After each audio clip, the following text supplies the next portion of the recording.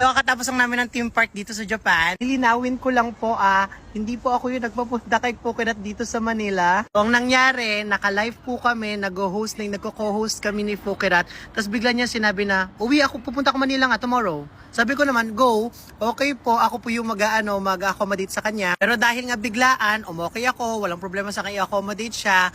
Pero sinabihan ko siya na meron ako asikasuhin sa bangko. Bago pa ako pumasok sa bangko, nag-message na ako na expect na may delay ang mga reply ko. Okay naman siya yung time na sinabi ko na maghintay siya sa akin. Kasi nga prior siya umuwi, may mga prior commitments rin po ako. Pero yung house ko before na hindi ganun kagandahan, pero lahat welcome pumunta sa amin. After ko pong nasa bangko ako, bigla ko pong message agad-agad si Fukaret, nasan ka na?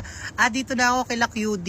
Tapos biglang sa mga content kong nung araw na yon, may mga nagko-comment na, ay, di mo sinipot si Fukaret. Message Fukaret, sabi ko, anong nangyayari? Hindi na rin siya sa akin nagre-reply. I was expecting na mag-explain yung side nila na bakit hindi ko nasagot yung mga message ni Fukaret. And yes, to be honest, nasad ako kasi parang hindi man lang nila na-clear kung ano yung pinaka-reason kung bakit hindi kami nagtagpo talaga ni Fukaret. Beses kung tinawagan si Fukaret noon, hindi. Disclose pala ni QD sa live na ako daw ay hindi sinupot, hindi daw ako nag-reply. Sabi ko kay Fukaret, sabihin mo naman kung ano yung reason kung bakit hindi ako nag-reply. Kasi ayoko rin naman masahira. Actually, napag-usapan na namin to ni Fukaret. Sabi nga sa akin ni Fukaret, May, di na lang ako nagsalita noon. Pasensya na rin ha. Pero syempre, hindi mawawala sa pakiramdam na nasaktan ako na parang, bakit hindi nyo na-explain kung bakit bakit hindi ko kayo na-accommodate or bakit hindi kita na-accommodate. So, okay na yun sa akin. And nag-sorry na rin naman sa akin si Fukaret noon na hindi niya daw ako na-defend. Ayun lang naman.